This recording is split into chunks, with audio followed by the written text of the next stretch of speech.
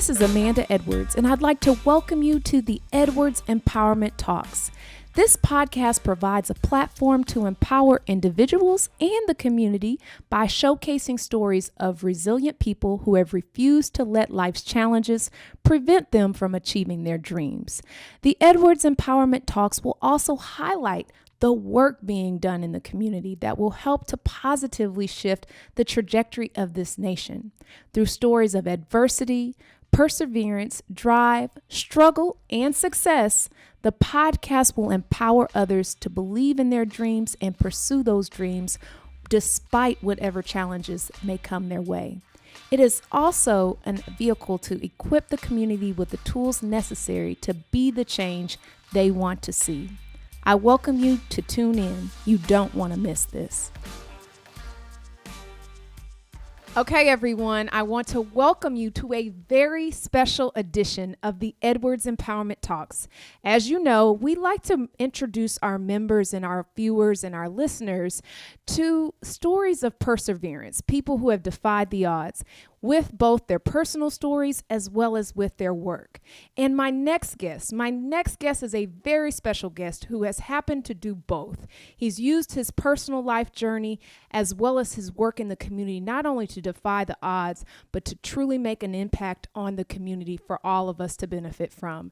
I'm very excited to introduce and welcome to the Edwards Empowerment Talks podcast, our very own Beto O'Rourke, more affectionately known as Beto.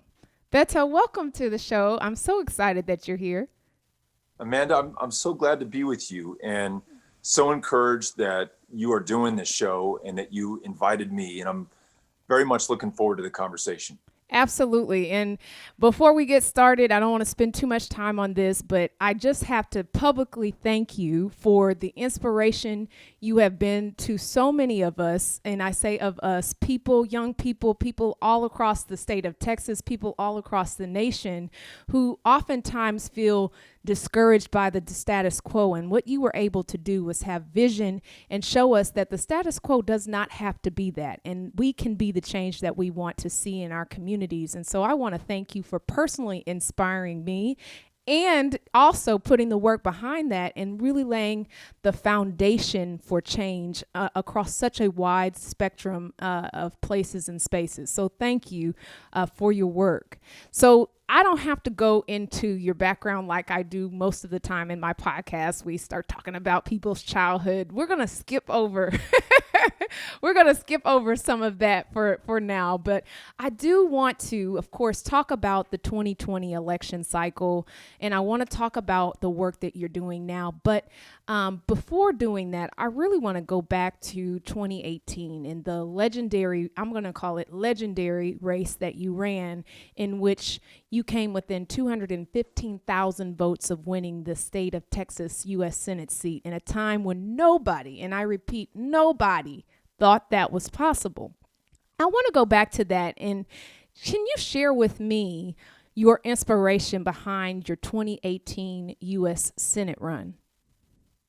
Well, it really began in 2016. Mm-hmm. I was then a member of Congress. I had on the night of that November election, 2016, just won re-election to what would be my third term in Congress, representing the 16th Congressional District, which essentially encompasses El Paso County out here in West Texas.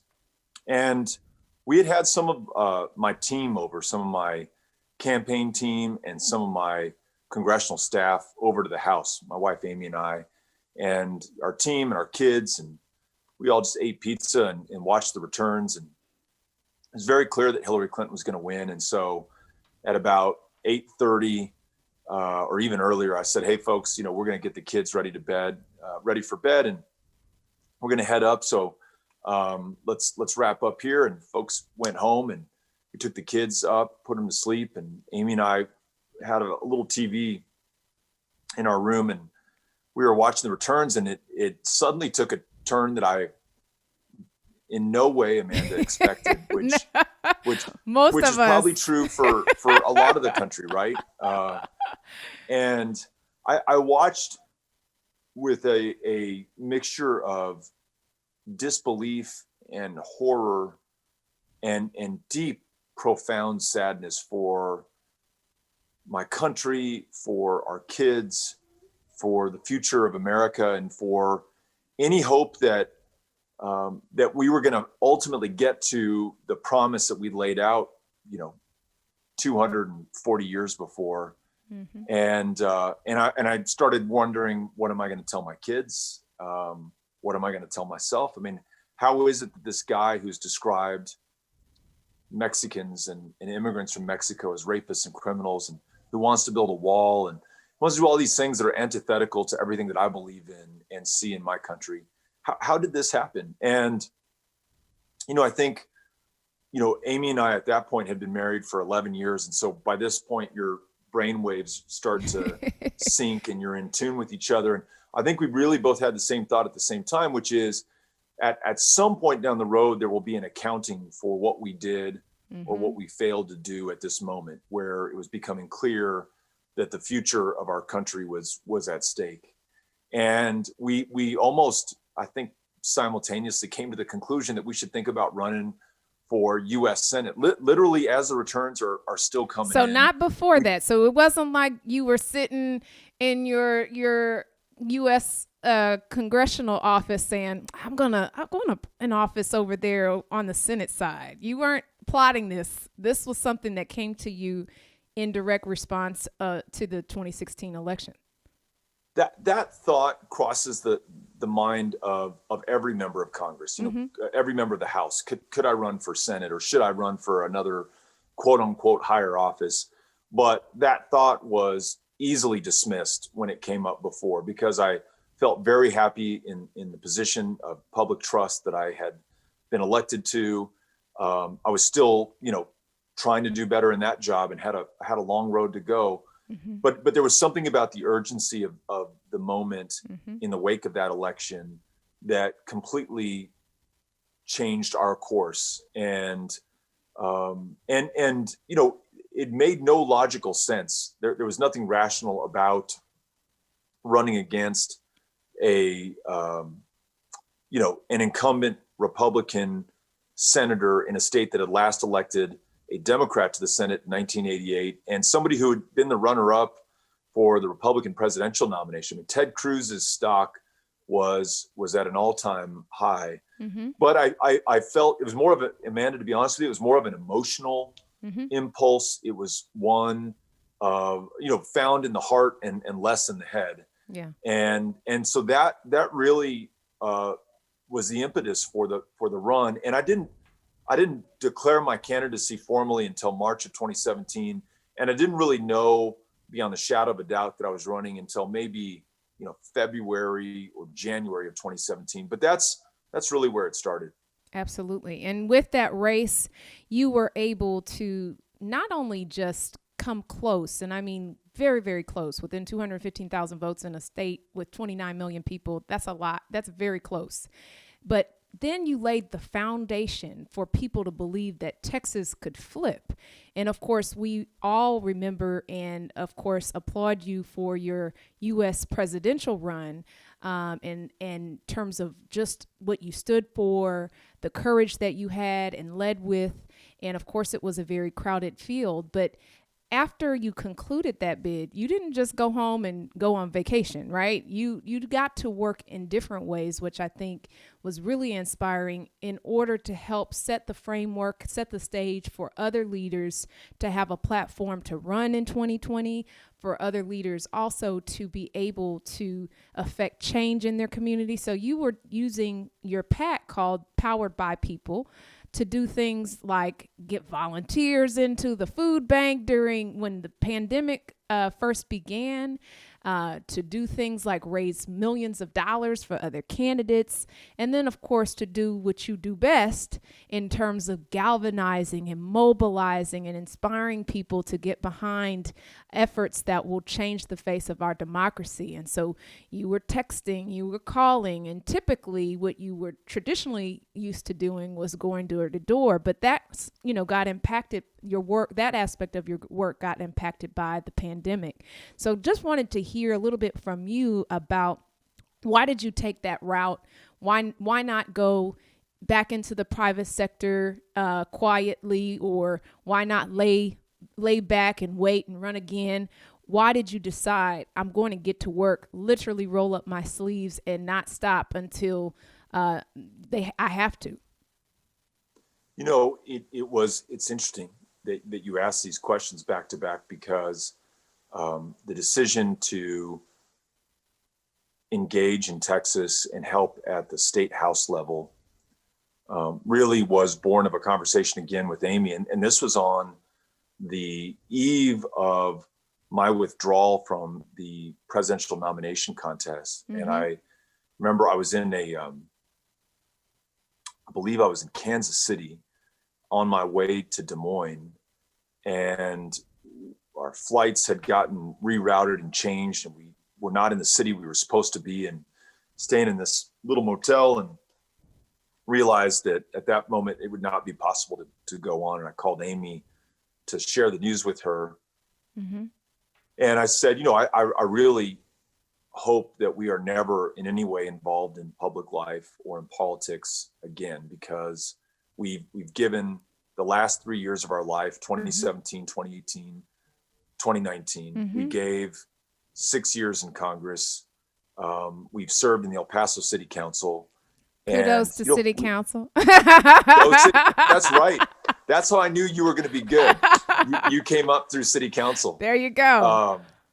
But I felt like we'd done our part. Of course, I was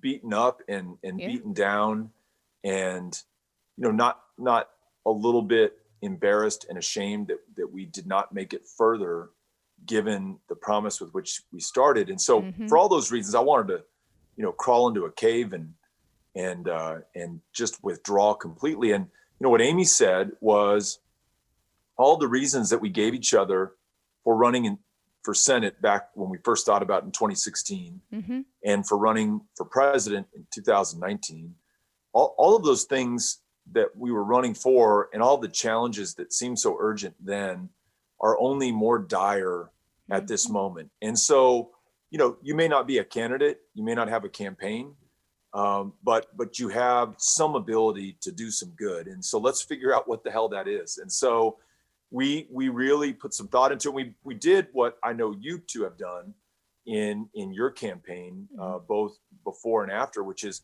I started calling people around the state, and I said, tell me where you think I can be helpful. Can you put me to use somewhere? Mm-hmm. And what I kept hearing from people is that the state house, the state legislature, which determines the political boundaries that define the districts that people run in and for, that have been so gerrymandered and racially gerrymandered at that, to cynically and unconstitutionally and in a very racist way, Mm-hmm. Preserve a Republican advantage in what might even be Republican minority rule. Because in 2018, as you alluded to, not only did we win more votes than any Democrat before then, and became the first Democrat since LBJ in '64 to win the counties in and around the four major metro areas, Mm-hmm. but we won more state house districts than did Ted Cruz. So we won a majority of the state house districts. So we knew our voters were there, and we Mm-hmm. knew that they had been gerrymandered, suppressed, and intimidated Mm-hmm. into preserving an unnatural majority for Republicans. And so I felt like, given the fact that 2020 would decide who sits at the table in 2021 when these jurisdictions are redrawn and new congressional districts are drawn in following the census, this is where the greatest need was. And perhaps, given our ability to mobilize volunteers to do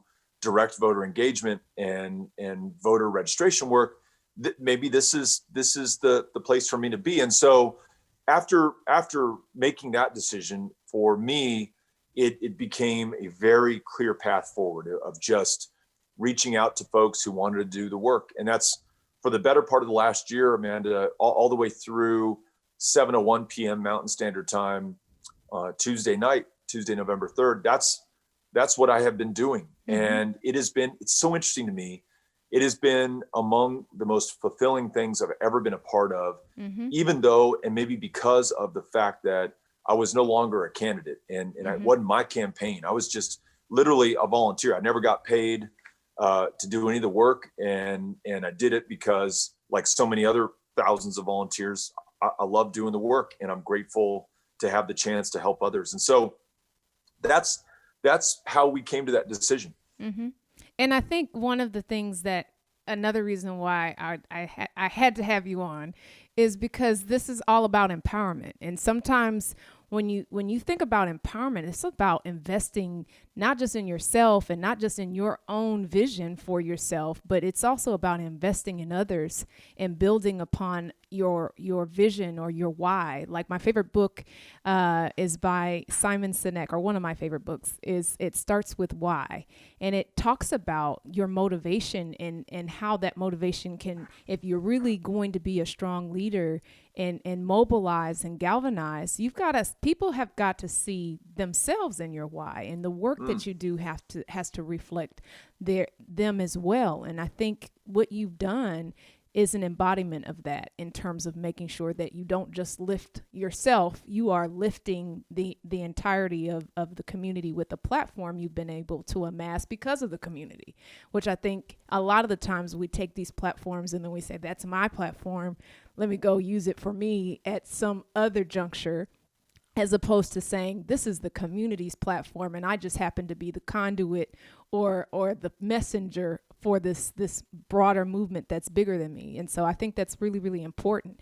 Now, you talked a lot about kind of the goals that you guys set forth in terms of flipping the House. That did not happen this cycle. What do you think was some of the reason for that in terms of, I know it's fresh, it did not happen very long ago, but is there some sense as to what happened? And then, of course, always looking forward, what can be done the next time in terms of the state legislature? But then beyond that, we've got, some success at the top of the ticket, but there are some other spaces and places where there's room to grow. So I'm curious to hear what you think happened, but then kind of channel that into what do you think needs to happen next?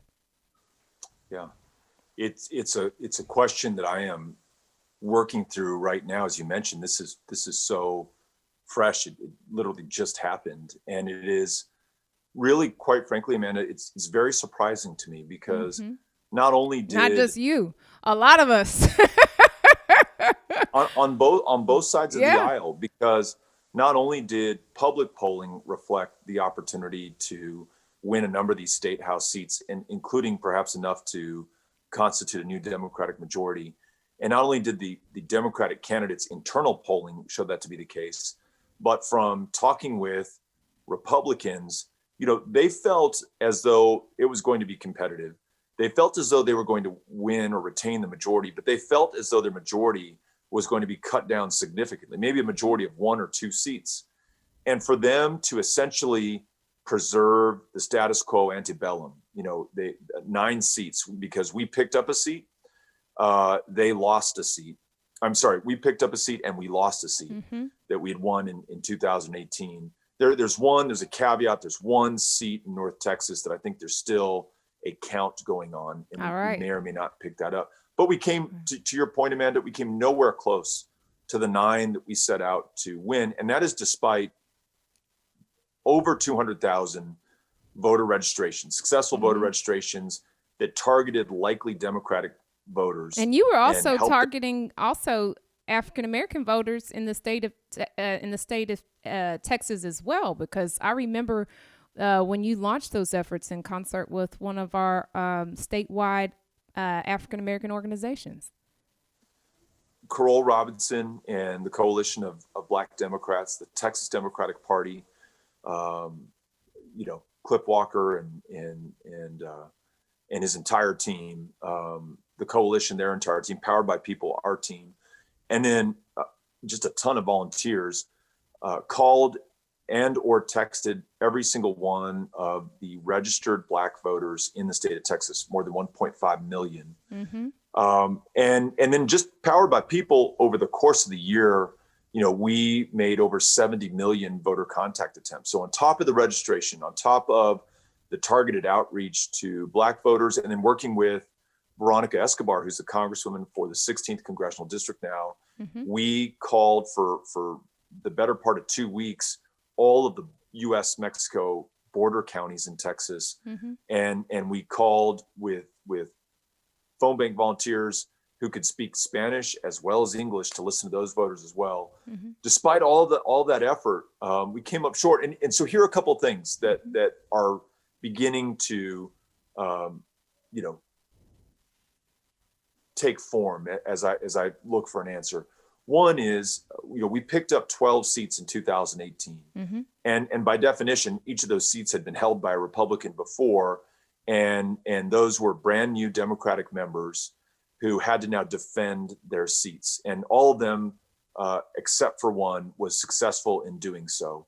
So there was a lot of effort and resources spent on just preserving the gains we picked up in 2018. And by definition, those 9 seats that we didn't pick up in 2018, even though I won a majority in those districts over Ted Cruz, by definition, those were going to be a little bit harder because we didn't win them before when we had, a really strong top of the ticket.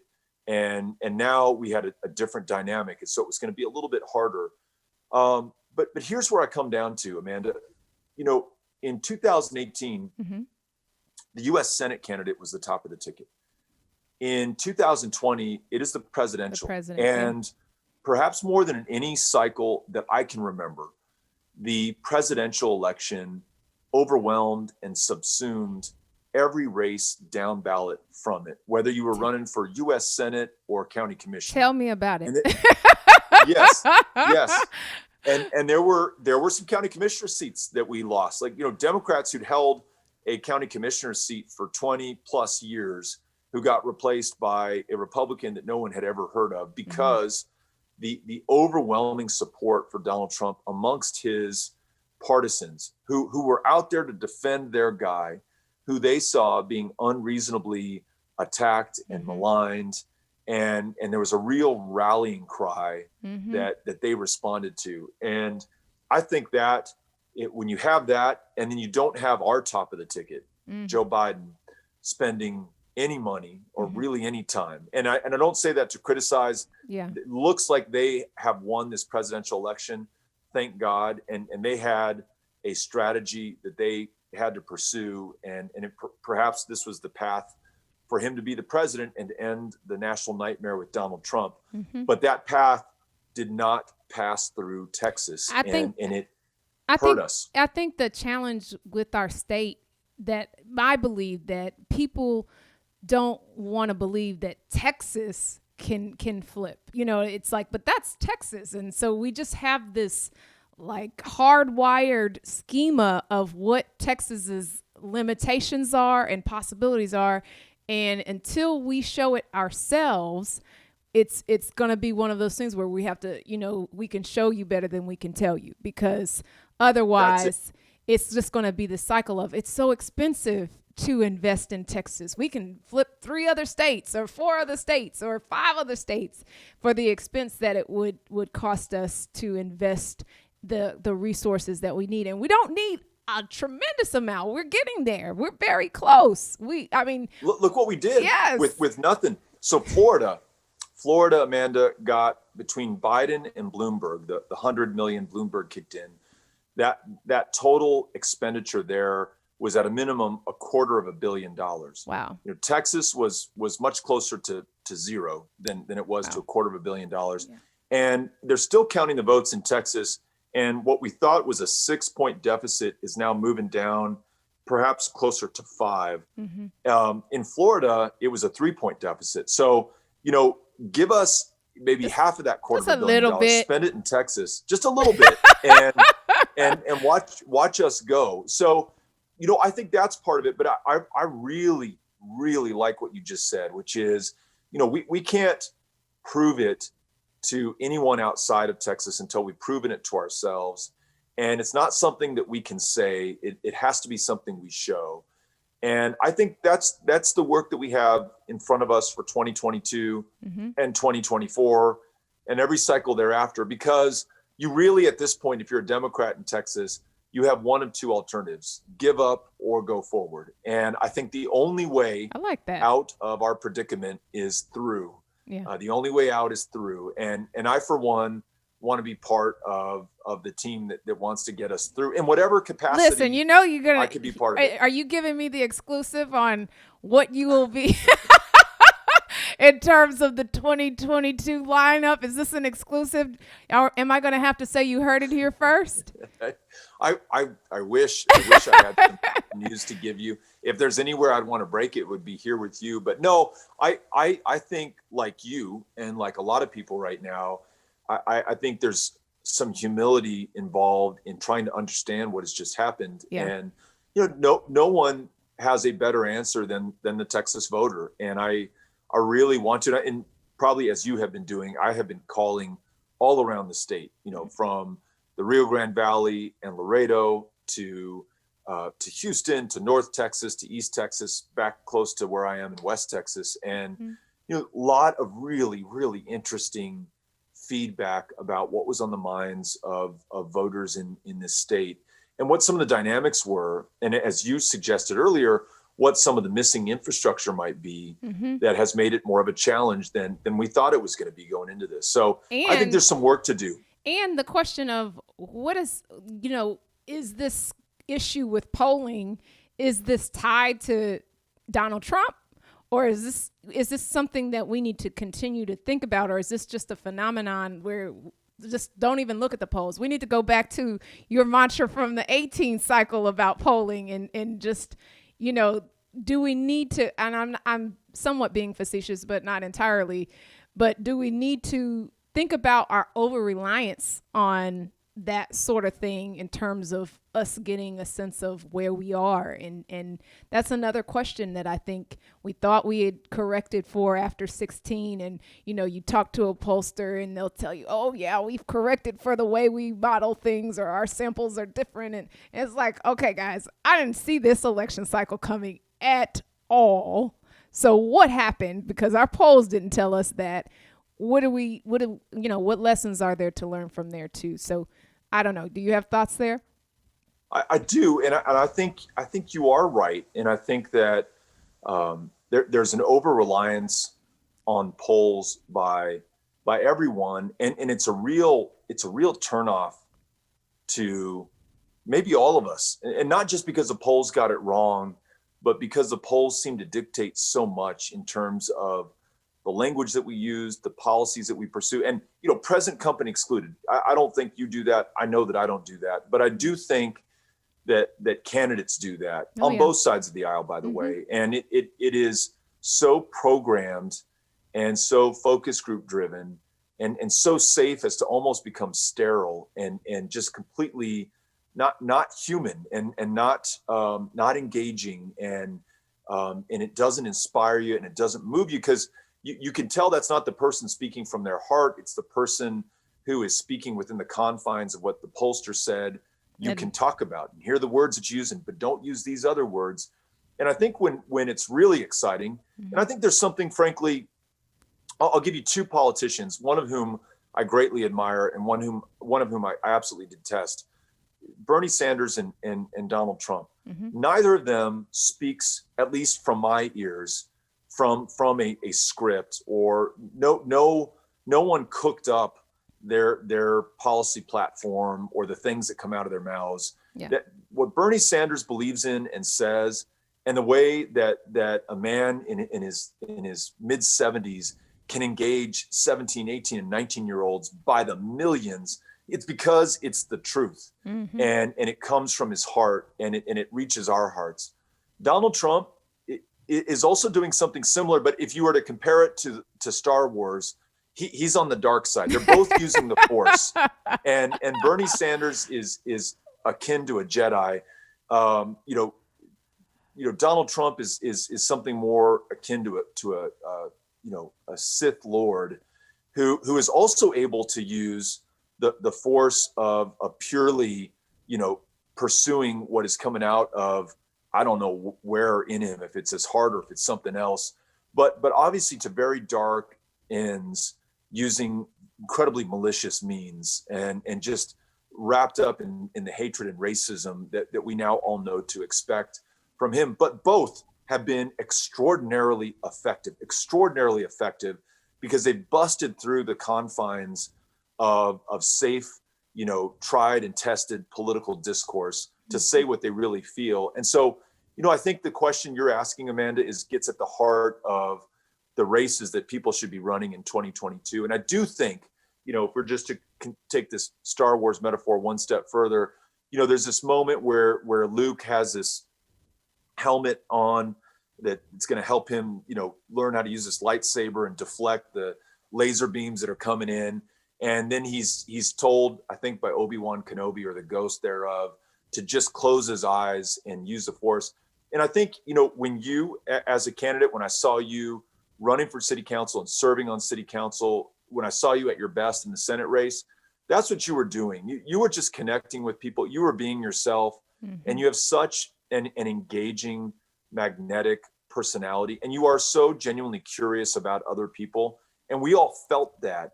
When you see someone who's just rehearsing the lines that they have been given, you don't feel anything really. It may check a box for you, but it doesn't really get you. So I do think the answer to your question is yes. Let's ignore the polls going forward. One, because their accuracy is at a minimum debatable after 2 presidential cycles in a row of getting it wrong. And then 2, I don't know that that's the essence of democracy and what is exciting about being in public life. And so I think you've asked the question of the hour, and I think we'll see whether people answer that one correctly beginning with these 2022 races. Yeah. Absolutely. Well, I'll close with one last question, since you won't answer my question of where you'll be on the 2022 ticket statewide. Hopefully, we'll see, but we won't go there. We'll do a part 2. How about that? And you can tell me that. I like that. But advice. What I love to do with this podcast is make sure that people can relate this to their lives. And while we're talking about campaigning and elections and civic engagement, obviously people can relate to these things to their lives. And so there are a number of people who are feeling disappointed, discouraged. They're feeling like I put all of this energy into it and I don't feel in return the way I would have hoped.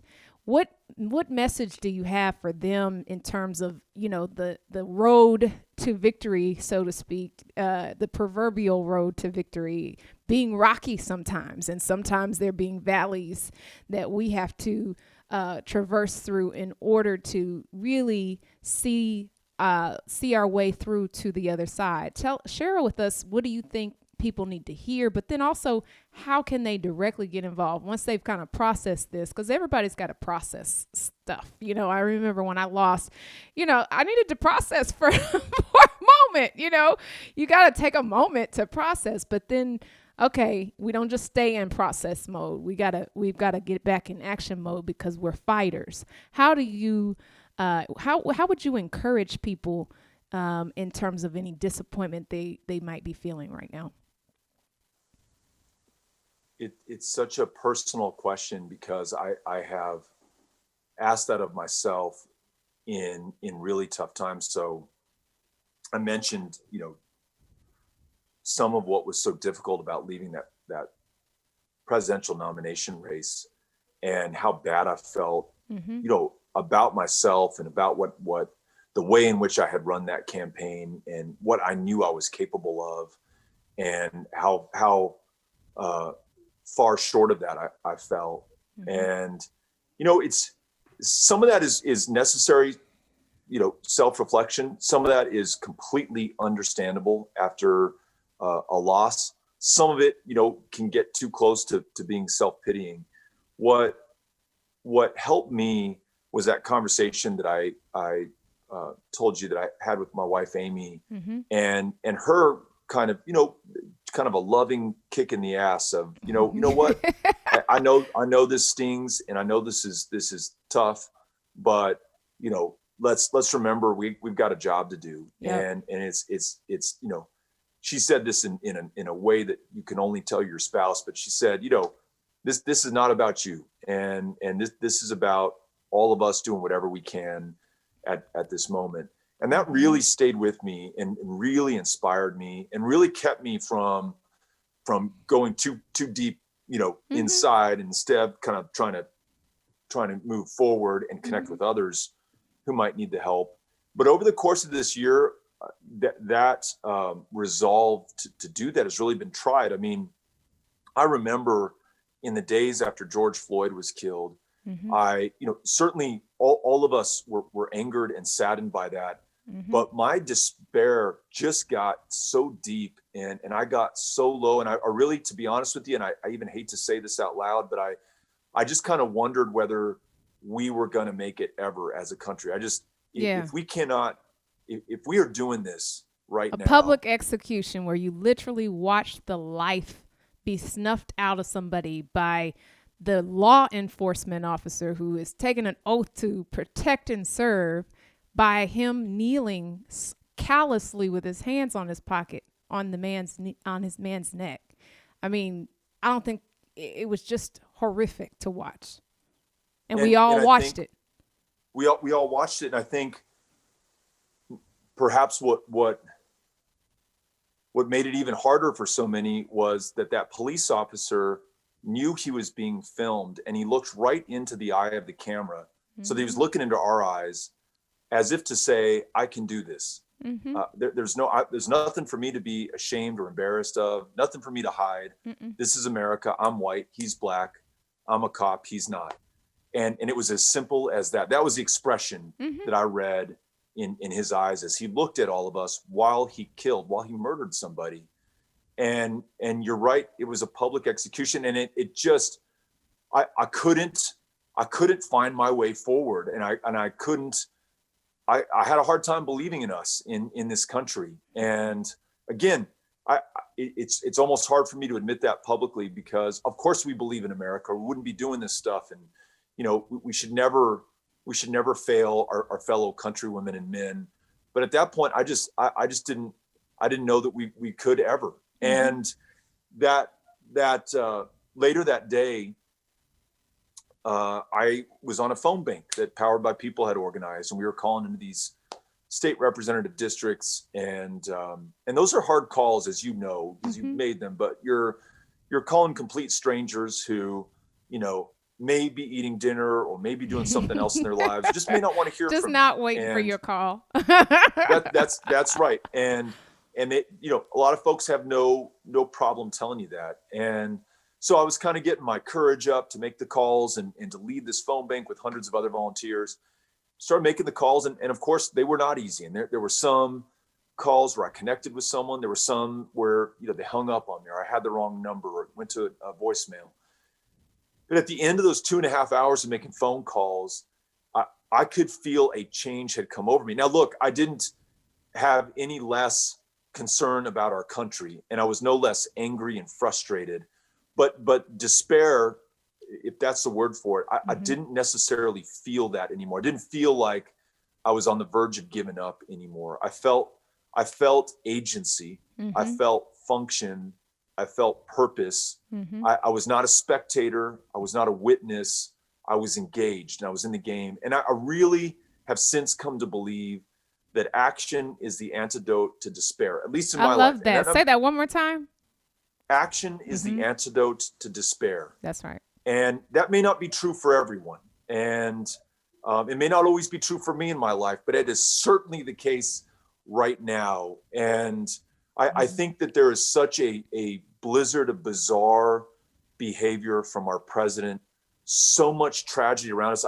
Amanda, yesterday I was at the funeral of a man whom I love. He's a Korea War veteran who died of COVID. And he died alone in his hospital bed without his family or his daughter or any friends by his side, because El Paso is the hardest hit city in America for COVID deaths right now. And to think of this beautiful man dying alone, and to see his wife, Terry, yesterday at the funeral at Fort Bliss National Cemetery, it is so hard. And sometimes I feel like this is all happening to us because we have a president who is doing this right now. But but we are not, we are not just subject to this, as bad as it is.